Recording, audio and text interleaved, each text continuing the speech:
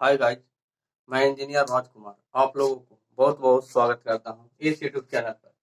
इस YouTube channel का नाम है आरके रनर क्लासेस। यहाँ पर मैथमेटिक्स जो 11, 12 और आईआईटी जेईई मेन एडवांस के लिए सभी सीबीएसई और बीएसईबी मॉडल पर आधारित सब प्रॉब्लम रहेगा और थ्योरी भी रहेगा। ठीक है, 11, 12 के लिए तो तैयारी होगा, फिर आईआईटी जेईई के लिए भी आपका जो भी क्वेश्चन बैंक या जहां से भी क्वेश्चन रहेगा आपको क्वेश्चन और सॉल्यूशन प्रोवाइड कराया जाएगा। ठीक है ना, यहाँ पर एनसीईआरटी और भी अदर बुक का भी यूज किया जाएगा। ठीक है, तो इससे ज्यादा से ज्यादा जुड़िए, इस वीडियो को शेयर कीजिए, लाइक कीजिए, कमेंट कीजिए और ज्यादा से ज्यादा सब्सक्राइब करने के लिए बेल आइकन दबा लीजिएगा। ठीक है, अब कहता है फिजिक्स केमिस्ट्री मैथ के लिए यहाँ पर 8, 9, 10 के लिए अगर जो भी स्टूडेंट है उसके लिए फिजिक्स केमिस्ट्री मैथ सभी सीबीएसई और बिहार बोर्ड मॉडल यहाँ पर इस चैनल पर रखा गया है जो भी तो वीडियो, और वहां पर जाके ज्वाइन कर लीजिए और सब्सक्राइब कर लीजिएगा और पढ़िएगा। ठीक है ना, और लाइक भी कर दीजिएगा। देखिए, कोई लाइक और सब्सक्राइब करने से आपको कुछ जाने वाला नहीं है, कुछ पैसा वैसा नहीं लगता है। ठीक है ना, फ्री में है तो आपको उसको क्लिक कर देने में क्या लगता है। ठीक है ना, सबसे आसान तरीका, वेरी सिंपल मेथड से आपको बताया गया है कि ज्यादा से ज्यादा समझ में आ जाएगा। ठीक है ना,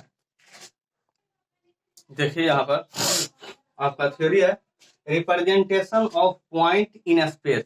अब देखिए कोई स्पेस है, स्पेस के मतलब फ्री एरिया। अब देखिए उसमें हमको रिप्रेजेंट करना है कि 3 डायमेंशनल, मतलब कि 3 डायमेंशन होता है। जैसे वो एक्स हो गया, वाई हो गया, जेड। अब तीनों को रिप्रेजेंट करना था, कोई स्पेस लिया गया है, उस पे एक्स एक्सिस, वाई एक्सिस होगा और जेड एक्सिस। देखिए एक्स एक्सिस इधर हो गया, वाई एक्सिस मान लीजिए प्लेन है। ठीक है, ये प्लेन है। अब प्लेन में तो ये 2D प्लेन है ना, जो बोर्ड है जो 2D प्लेन है, लेकिन हमको 3D प्लेन में सोचना है। तो 3D मतलब कि क्या हो गया, मतलब जिसमें 3 एक्सिस, एक्स एक्सिस हो गया, वाई एक्सिस है, जेड एक्सिस। ठीक है, इसको हम इस टाइप से बोर्ड पर रिप्रेजेंट करते हैं, जो समझो। ठीक है ना, अब इस तरह से हमको एक्स हो गया, वाई हो गया, जेड हो गया। ठीक है, आप कहीं भी एक्स कहीं भी, लेकिन जो एक्स होता है इधर ही, वाई होता है, जेड होता है, इस टाइप से सोचेंगे। ठीक है, अब देखिए यहाँ स्फेरिकल रिप्रेजेंटेशन ऑफ पॉइंट। कोई पॉइंट है, जैसे कोई स्फेयर हम ले लिया या किसी प्लेन में ही लिया जाता है, ऑलरेडी प्लेन में ही हम लोग समझेंगे। ठीक है ना, तो प्लेन में ही जानेंगे कि स्फेरिकल लिया जा रहा है, उसमें हम कोई पॉइंट लिए हैं तो ये एक्स वाई जेड लेंगे, पॉइंट 3 पॉइंट रहेगा। अब देखिए एक्स एक्सिस हो गया, इसको जेड एक्सिस मान लिया, इसको वाई एक्सिस। आप मान सकते हो, जैसे भी मान सकते हो, कोई दिक्कत नहीं। अब देखिए जैसे एक प्लेन है, जैसे आप समझ लो कि प्लेन है, जैसे मान लिया जाए तो ये एक्स एक्सिस हो गया, वाई एक्सिस, जेड एक्सिस हो गया, इधर हो गया जेड एक्सिस, कहीं भी होगा जेड एक्सिस। ये हो जाएगा ना, जैसे प्लेन है तो एक्स एक्सिस इधर होगा, वाई एक्सिस, जेड एक्सिस इधर हो जाएगा, आपके साथ आपके सामने जेड एक्सिस हो गया। अब इस प्लेन में कोई पॉइंट इस टाइप से होगा, इस पॉइंट से, तो एक्स एक्सिस से भी कुछ एंगल बनावेगा, वाई से भी बनावेगा, जेड से भी। वही काम है, जैसे पी कोई पॉइंट लिया गया है तो ये बीच से निकला है, इसे बोर्ड पर तो रिप्रेजेंट इस टाइप से किया है, लेकिन ये एक तरह से मानो इस टाइप से निकला है, बाहर की ओर निकला है। ठीक है ना, तो बाहर की ओर निकला है तो पी हो गया एक्स, एक्स एक्सिस एक्स हो गया, वाई हो गया, जेड, मतलब पॉइंट लिया है। अब एक्स में लिया है कि आर लिया, एक्स के लिए आर लिया, वाई के लिए थीटा एंगल ले लिया है, जेड के लिए फाई ले लिया, तो आर, थीटा और फाई। अब देखिए ये जो फाई है, एक्स एक्सिस और पॉइंट कोई एन है, मतलब प्लेन में ही कोई पॉइंट एन लिया गया है, उससे बना रहा है फाई एंगल से। अब यहाँ देखो 90 माइनस थीटा, तो पी, जो पी वाला जो लाइन है, जैसे मतलब इस टाइप से जो लाइन है, ई लाइन है, ओ एन से भी तो बनावेगा, ई लाइन ओ एन से भी बनावेगा।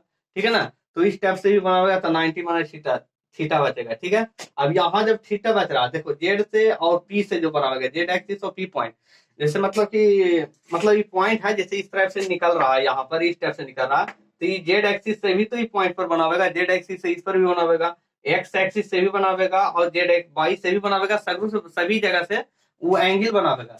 लेकिन हम माने हैं कि जेड से जो पी पर जो एंगल बनावेगा वो थीटा माना, और पी से जो एन से बनावेगा तो 90 माने थीटा हो जाएगा, और जो एक्स और एन से बनाएगा तो फाइव बन गया। अब इसको मैं लिखना है क्या क्या, जब देखो पॉइंट यहाँ पर ओ एन, देखिए ओ से एन है, ओ से एन में हम मान रहे हैं, देखिए कि आर कॉस 90 माने थीटा लिया है। अगर मान लिया थीटा के हिसाब से 90 माने थीटा के हिसाब लिया, तो ये तो हो गया आर, ओपी क्या हो जाएगा, आर हो गया, एक्स एक्सिस में ओपी आर हो गया, तो आर कॉस 90 माने थीटा यानी आर साइन थीटा लिख सकते हो। देखिए ये सब थ्योरी आपके लिए इंपॉर्टेंट है, बस समझ जाइए, आपका काम होगा।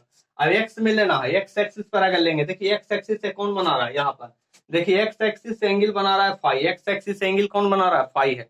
आराम से देखिएगा, फिगर से ही आपको समझ में आएगा, नहीं तो दिक्कत हो जाएगा। फाई बना रहा है एक्स और एन से, तो हम लेंगे ओ एन लेंगे। एक्स में तो क्या लेंगे, कॉस फाइव। एक्स एक्सिस पर हम लोग लेंगे कॉस थीटा या फाई जो भी हो जाए, ठीक है ना, लेकिन कॉस के हिसाब से चलते हैं। वाई एक्सिस पर लेंगे साइन के हिसाब से, बस दो चीज आपको याद रखना, ठीक है। वाई पर लिए तो ओ एन साइन फाइव, देखिए ओ एन लिए, अब वाई पर लेंगे, देखिए वाई इधर है, वाई पर इधर लेंगे तो फाइव हो जाएगा, तो साइन फाइव हो जाएगा। तो एक्स और वाई तो पता चल गया कि ओ एन कॉस फाइव या Y O N sine five आ गया। इतना दूर तो आपको समझ में आ गया होगा, दो चीज तो सिंपल है, ये तो आप लोग पहले से जान रहे होंगे। अब Y is equal to O N का मान यहाँ से डाल दो आर साइन थीटा, देखिए ओ एन का मान यहाँ से निकला है आर साइन थीटा, यहाँ डाल दिया, साइन फाइव आ गया, तो वाई का मान R sine theta into sine five आ गया। अब जेड का मान लिखो तो आर कॉस थीटा, जेड के हिसाब से चलिएगा तो आर, ये तो आर हो गया ना, ओपी हो गया, आर हो गया, आई एक्स के हिसाब से जेड, तो यहाँ से हो गया आर कॉस थीटा हो गया। थीटा देखिए यहाँ पर थीटा है, जेड के हिसाब से बना रहा है, तो आर कॉस थीटा बन गया। तो इस टाइप से हम लोग कुछ स्फेरिकल रिप्रेजेंटेशन को समझे हैं, ठीक है ना। नेक्स्ट चलते हैं, बहुत सारे थ्योरी है जो आपके दे देंगे तो समझ लीजिएगा। हाँ देखिए यहाँ पर दो पॉइंट और दिया गया, दो पॉइंट में क्या है कि एक लाइन है आपके पास, ए बी लाइन लिया गया है जिसका पॉइंट दिया गया है x1 y1 z1, ठीक है। यहाँ लिया गया है x2 y2 z2, आप कुछ भी मान सकते हो, कोई दिक्कत नहीं है, आप फ्री हैं इसके लिए। तो x2 y2 z2 है, यहाँ पर x2 y2 z2 है, याद रखिएगा। तो ए बी निकालना है, तो ए बी अगर इसका लेंथ निकालना है, मतलब कि इसका लेंथ निकालना है, तो कैसे होगा, तो डिस्टेंस फार्मूला से हम लोग पहले जाने हैं कि जब दो पॉइंट रहेगा तो दोनों का डिफरेंस का स्क्वायर का अंडर रूट कर देंगे, बस जानते हैं। तो इसी प्रकार इसमें दो, उसमें दो था, इसमें थ्री है, तो क्या दिक्कत है यार, तीन बार हम चलेंगे, x2 माइनस x1 का स्क्वायर कर देंगे, प्लस y2 माइनस y1 का स्क्वायर करेंगे, प्लस z2 माइनस z1 का स्क्वायर, और रूट चढ़ा देंगे, बस आपका लेंथ निकल गई। वेरी सिंपल है, ऐसा तो पहले से जानते हैं। चलिए आगे चलिए, अगर कोई एक लाइन है, अगर इंटरनली इसको डिवीजन करना है, अगर इंटरनली इसको डिवीजन करना है, मतलब कि बांट देना है, तो इंटरनली डिवीजन का मतलब कि दो पॉइंट अगर आपके पास रहेगा और थर्ड पॉइंट पी है जो बीच में है, ठीक है ना, मिडिल पॉइंट पर, तो निकालने के लिए देखिए, मिडिल पॉइंट निकालने के लिए तो x2 minus x2 plus x1, अब y2 करेंगे तो x y z का पॉइंट निकलेगा, लेकिन तीनों में कर देंगे, y2 प्लस y1 y2 करेंगे, z2 प्लस z1 y2 करेंगे, तो ये तो आपका मिडिल पॉइंट निकल गया। लेकिन इसको डिवीजन करना है, यानी बांट देना है, तो हमको बांट देने के बाद बड़ी बात है कि एक्स वाई जेड का मान निकालना है, कि एक्स क्या हो जाएगा, वाई क्या हो जाएगा, जेड क्या, यानी हमको पॉइंट निकालना है, ठीक है ना। तो पॉइंट निकालने के लिए अगर, हाँ और भी बड़ी बात है, ये दोनों को अगर कुछ रेशियो में अगर डिवाइड कर रहा है, जैसे मान लिया एक लाइन है, ए बी लाइन है, इसको एम और एन रेशियो में डिवाइड कर रहा है, यानी एपी बटा पीबी या AP by PB equal to M by N है, ये आपका रेशियो में डिवाइड कर रहा है, इसके हिसाब से एक्स वाई जेड का मान क्या हो जाएगा, ठीक है।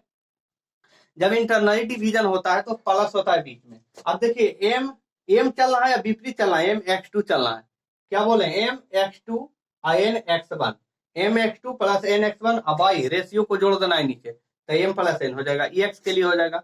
अगर y के लिए चलेंगे तो M y2 plus N y1 but M plus N, यानी उल्टा देखना है, बस एम को इधर चलना है, एन को इधर चलना है, ये नहीं कि एम को इधर इधर, मतलब इसे गलती हो जाएगा इधर।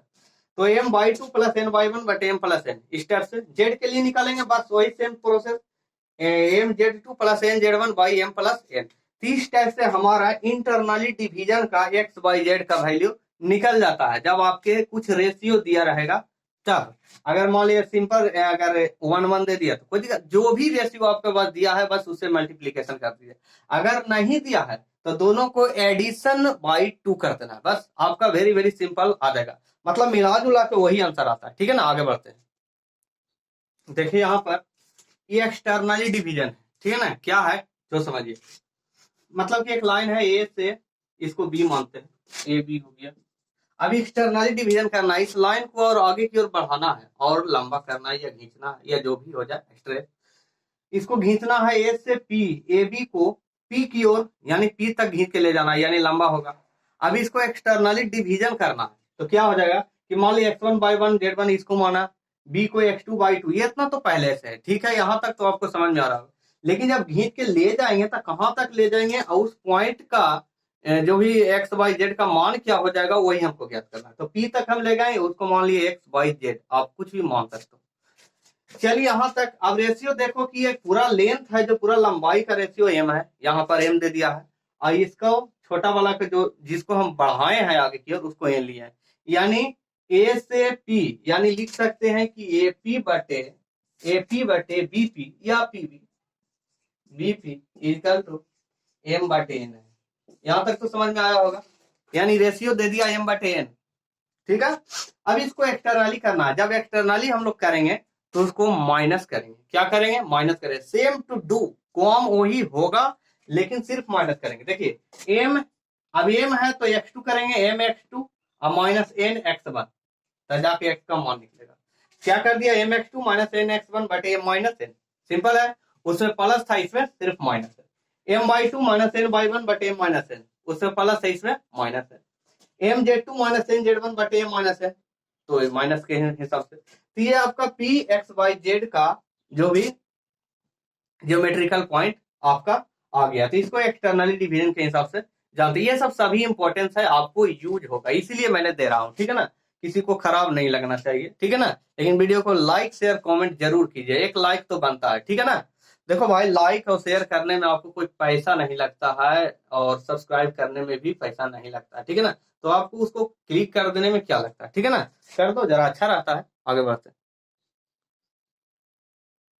देखिए यहाँ पर आपको एक स्पेस है, स्पेस में एक्स वाई जेड प्लेन। ठीक है ना, एक्स वाई जेड का जो प्लेन है। ठीक है ना, अब देखिए एक्स एक्सिस कोई पॉइंट लिया गया है पी, अब उसका डिस्टेंस हुआ आर, पी पॉइंट है उसका, जो भी ओरिजिन से, यहाँ ओरिजिन है, ओरिजिन से उसका डिस्टेंस हुआ आर। ठीक है ना, अब जो पी पॉइंट है एक्स से अल्फा कौन से बनावेगा? एंगल जो भी है अल्फा एंगल, और जेड से वाई एंगल, जो भी सॉरी गामा एंगल हो गया, और वाई और एक्स बना रहा है बीटा एंगल। एनीवे ऐसा। ठीक है ना, अब देखिए यहाँ लिखा है डायरेक्शन कोसाइन ऑफ लाइन, इस लाइन का डायरेक्शन कोसाइन निकालना है। इसका डायरेक्शन कोसाइन हो जाएगा एल, एल हो जाएगा एम, हो जाएगा एन। डायरेक्शन कोसाइन हम लोग लिखते हैं एल एम एन, जानते हैं। ठीक है ना, अब एल हो गया, क्या हो जाएगा? यहाँ पर cos alpha cos beta cos gamma के हिसाब से चलेंगे, जो एल एम एन हुआ।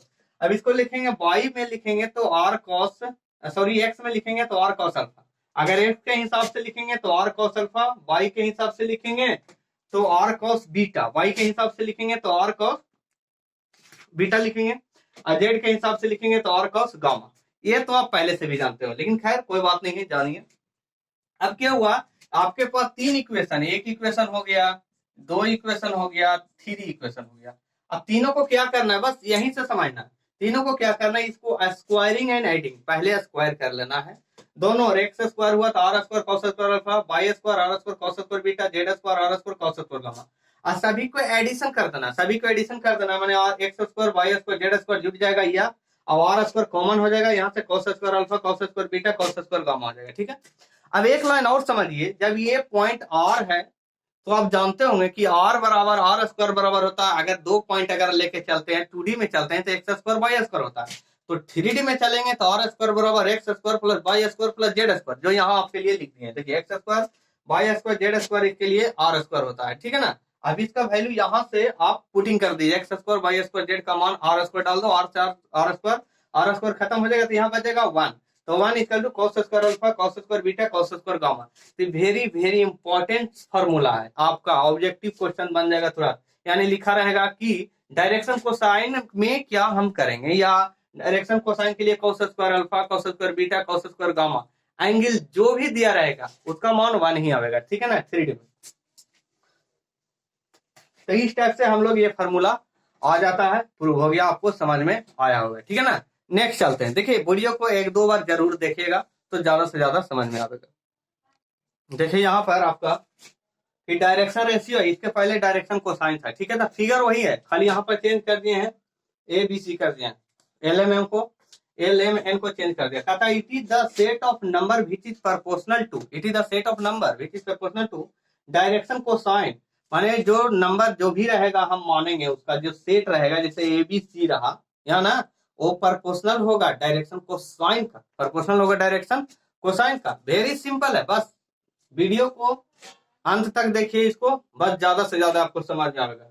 बोरिंग हो तो रोक के पानी उन्हीं पी लीजिएगा, ठीक है ना।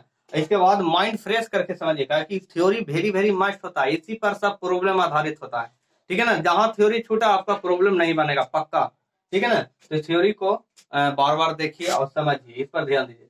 कहता है जो प्रोपोर्शनल है, कहता है ए है, अगर ए है मान लीजिए एक्स, जो भी हम ए बी सी माने हैं तो एक्स वाई जेड के हिसाब से चलेंगे, ठीक है ना। तो ए के लिए तो A is proportional to cos alpha, A is proportional to cos alpha, जो यहाँ लिखा गया A is proportional to cos alpha. अगर प्रोपोर्शनलिटी हटेगा तो यहाँ पर के लिख दिया, आप कुछ भी कांस्टेंट ले सकते हो, कोई दिक्कत नहीं है, ठीक है ना। तो यहाँ पर मैंने के लिया है, और B directly proportional to cos beta, B और प्रोपोर्शनलिटी हटेगा तो के आ जाएगा, तो कॉस बीटा आ गया। उसी प्रकार C proportional to cos gamma, C equal to K cos gamma. इस तरह से आया थ्री, आपका तीन इक्वेशन आ गया। तीनों को क्या करना, वही करना है, स्क्वायरिंग एंड एडिंग, बस कुछ नहीं करना है।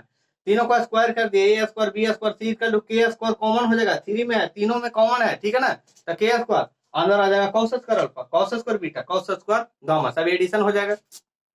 अब देखिए यहाँ cos square alpha cos square beta का मान 1, इसके पहले वाले थ्योरी में, इसके पहले वाले में इसका मान 1 है। देखिए यहाँ पर 1 लिख दिया, यहाँ पर 1 लिख दिया है, ठीक है ना। तो K square equal to A square plus B square plus C square, अगर के निकालेंगे तो रूट में हो जाएगा A square plus B square plus C square का रूट। बस वेरी सिंपल है, कोई दिक्कत नहीं है, ज्यादा कुछ ज्यादा दिमाग दौड़ाने का जरूरत है, बस एक दो बार इसको देखो, मजा आ जाएगा, ठीक है ना। चलिए आगे चलते हैं, नेक्स्ट चलते हैं। देखिए यहाँ पर कहता find the direction ratio of line joining the point x1 y1 z1 and x2 y2 z2। यहाँ पर इस तरह से फिगर है, ठीक है ना। एक लाइन है ए से बी, बीच में उसका डिस्टेंस r लिया गया है, पॉइंट दिया गया x1 y1 z2 sorry z1 x2 y2 z2 दिया गया है, ये आपके लिए पॉइंट है। x में चलिएगा तो x2 हो गया, आई छोटा सा x1 है। तो अगर x एक्सिस के लिए के हिसाब से चलेंगे तो x2 minus x1 equal to r cos alpha हो जाएगा, ठीक है ना। दोनों का डिफरेंस और r इधर लेंगे cos अल्फा x एक्सिस में, ठीक है ना। y में चलेंगे तो y2 minus y1 r cos beta, ये तो x एक्सिस के लिए अल्फा लिया है, y में बीटा लेंगे और z में गामा लेंगे, ठीक है ना। तो z2 माइनस z1 के लिए r cos गामा, 3 इक्वेशन आपके साथ है। अब तीनों को क्या करना है, तीनों को अगर मान लिया जाए प्रोपोर्शनलिटी करेंगे तो x2 minus x1 equal to cos alpha हो जाएगा, मतलब कि प्रोपोर्शनल में कॉस अल्फा और हट जाएगा। लेकिन मान लिया जाए इसको हम डायरेक्ट कर दिया, प्रोपोर्शनलिटी को नहीं लिखा है, प्रोपोर्शनलिटी से कोई दिक्कत नहीं है, बट मेनली समझो। तो दोनों का इतना x2 minus x1 by cos alpha तो बचेगा और बचेगा, उसी प्रकार y2 माइनस y1 बटे कॉस बीटा और बचेगा, z2 minus z1 by cos gamma और बचेगा, ठीक है। यहाँ तक आपको समझ में आ रहा होगा, इज इक्वल टू आर। अब उसी को क्या करना है कि के से सभी में नीचे मल्टीप्लीकेशन करना है। रही बात की cos alpha cos gamma cos beta सभी को बोलते हैं एल एम और एन, ठीक है ना। कॉस अल्फा को एल लिखते हैं, कॉस बीटा को एम लिखते हैं, कॉस गामा को एन लिखते हैं, ठीक है ना। तो उसके बदले हम एल एम और एन लिखेंगे सिर्फ हम। और एक एक्स्ट्रा काम क्या करेंगे कि सभी और के से सभी मल्टीप्लीकेशन नीचे करेंगे, लेफ्ट राइट भी, मतलब लेफ्ट साइड और मतलब राइट साइड भी, दोनों, ठीक है ना। के से मल्टीप्लीकेशन करेंगे और के एल को मान लिया ए, के एम को मान लिया बी और के एन को मान लिया सी, टोटल आर बाई के को के डैश मान लिया, स्पेशल डैश।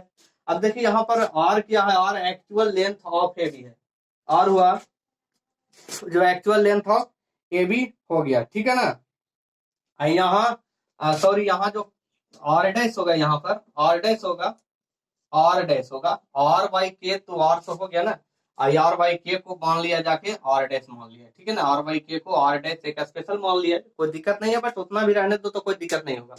आर डैश ऐसे मान लिया, आर डैश क्या है, number of actual length, number of actual length, और भी बढ़ सकता है। तो इस टाइप से आपका डायरेक्शन रेशियो, दो पॉइंट को ज्वाइन जब करेंगे तो डायरेक्शन रेशियो पता चल गया, ठीक है ना।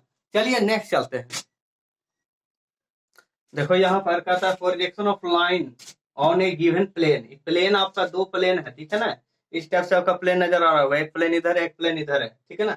अब दोनों पर एक मतलब इस टाइप से लाइन रख दिया गया है, या कोई भी चीज रॉड या जो भी रख दिया गया है, इस पर ए बी लाइन है। और उस पर प्रोजेक्शन, प्रोजेक्शन क्या होता है कि ऊपर से जब लाइट देंगे ना तो नीचे उसका शैडो बनेगा, इस तरह से उसका प्रोजेक्ट होता है, यानी प्रोजेक्शन हुआ। तो ए बी का जो प्रोजेक्शन होगा नीचे सीधी लाइन होगा, ठीक है ना। अब देखिए कुछ एंगल यहाँ पर बना रहा होगा, देखिए अल्फा नजर आएगा, यहाँ पर अल्फा नजर आ रहा होगा, ये आर डिस्टेंस है, ठीक है ना, आर डिस्टेंस हुआ, ठीक है ना। इस तरह से ये है 90 डिग्री यहाँ बना रहा है, यहाँ पर 90 डिग्री बना रहा है, तो देखिए ई एक्स एक्स एक्सिस है, ठीक है ना, बस इतना समझना है। कहता है C D projection length of line C D equal to A N equal to R cos alpha. C D क्या है, ए एन की इक्वल है, सी डी ए एन की इक्वल, बस देख लो आराम से समझो, सी डी ए एन की इक्वल है, आई एन हो जाएगा आर कॉस अल्फा हो जाएगा, बस समझना है। तो C D equal to A N equal to R cos alpha. अब projection length of line segment कौन है, A B line, projection length line segment L का निकालना projection length, L equal to A B, कौन है A B, इधर ए B है, A B का वेक्टर लेना है, ए बी का वेक्टर ले लो, सी डी वेक्टर अब I magnitude of C D vector. अब दोनों को डॉट कर दो, दोनों का डॉट प्रोडक्ट करता है, तो इतना इसका भी मोड है, इसका भी मोड लगा दो, दोनों मोड लगा के कॉस, और ठीक है यहाँ पर अल्फा है तो अल्फा डाल दो, ठीक है, जो भी एंगल दिया रहेगा अल्फा बीटा गामा जो डाल देना है, ठीक है ना। ये एक्स एक्सिस में लिया, वाई एक्सिस में कुछ और होगा, जेड एक्सिस में भी कुछ होगा, लेकिन सेम टू डू ऐसा ही होगा, ठीक है ना। अभी टोटली को आर मान लिया, ये टोटली क्या है, लाइन सेगमेंट का जो भी मैग्नीट्यूड होगा ये आर हो जाएगा, ठीक है ना, ये क्या हो जाएगा, आर हो जाएगा, आर कॉस अल्फा हो जाएगा। तो वेरी सिंपल है, आपको समझ में आ रहा होगा कि length equal to R cos alpha. यहाँ भी है C D A N R cos alpha, यही चीज को यहाँ लिख दिया गया, कैसे आया जो आपको समझ में आ रहा होगा, ठीक है ना, वेरी सिंपल है। नेक्स्ट चलते हैं, देखिए यहाँ पर कहता है find projection of line, projection of line का माने कोई लाइन है, ए बी लाइन है, ठीक है ना, उसमें x1 y1 z1 x2 y2 z2 दे दिया है, और नीचे p cd निकालना, वही cd और n दोनों तो सेम ही होगा। अब इसमें डायरेक्शन कोसाइन दिया है एल एम एन, इसको वेक्टर फॉर्म में लिखेंगे, तो लिखेंगे L I M J N K plus में डायरेक्शन कोसाइन ऑफ वेक्टर आ गया। अब क्या करना है, इसको भी लेंगे तो x2 माइनस x1 करेंगे वेक्टर में, x2 माइनस x1 आई, y2 माइनस y1 जे और z2 माइनस z1 के लिखेंगे, दोनों का डॉट प्रोडक्ट लेंगे, दोनों का डॉट प्रोडक्ट लेंगे, देखिए इस टाइप से, ठीक है ना। तो दोनों में आई गुने आई इक्वल टू 1 होता है, ठीक है ना, आई गुने आई इक्वल टू 1, तो x2 माइनस x1 एल हो जाएगा, plus y2 minus y1 m हो जाएगा, z2 माइनस z1 l हो जाएगा, तो यही आपका cd क्या है, प्रोजेक्शन लेंथ हो जाएगा, ठीक है ना, यही हो जाएगा प्रोजेक्शन लेंथ। तो वेरी सिंपल है, ठीक है ना। नेक्स्ट चलते हैं, देखिए यहाँ पर find the angle between two straight line OP equal to OQ equal to R. देखिए एक तरफ से फिगर है, एक्स है, वाई है, जेड है, ठीक है ना, ये जेड एक्सिस है, टी ओ से क्यू हो गया आर और ओ से पी हो गया आर, दोनों का डिस्टेंस आर सेम है, बीच में एंगल हो गया थीटा, ठीक है ना। इसको डायरेक्शन कोसाइन मान लिया L1 M1 N1 L2 M2 N2। अब दोनों को क्या करना है, देखिए आर कॉस थीटा बीच में थीटा लिया तो R cos theta equal to OP लिया है, और ओ क्यू का लिख दिया है L1 आई M1 जे और N1 के, किसी एक को लिख दिया कोई दिक्कत नहीं है। अब L1 माना है तो M1 ओपी डॉट लिया तो L1 M1 N1, तो उसके लिए वेक्टर फॉर्म में लिख दिया। अब देखिए ओपी के लिए L2 मान लिया है, मान लिया आर L2 मान लिया है, आर M2 और आर N2 मान लिया है, जो भी मान लिया जाए, ठीक है ना। डॉट लगा दिया L1 आई M1 जे N1 के। अब दोनों में डॉट लगा दो तो R cos theta equal to R L1 L2 R M1 M2 और प्लस आर N1 N2 आ जाएगा, आर से और खत्म हो जाएगा, cos theta L1 L2 plus M1 M2 plus N1 N2 आ जाता है। तो इस तरह से आप ये दोनों लाइन के बीच का एंगल हम प्राप्त कर सकते हैं, वेरी सिंपल है। अगर उतना तो हम समझाने के लिए किया, अगर नहीं कहे तो कॉस थीटा बराबर लिखना है L1 L2 M1 M2 N1 N2, बस क्लियर हो गया, एडिशन कर देना, बस हो गया सॉल्व, ठीक है ना, इस तरह से हो जाता है। नेक्स्ट चलते हैं,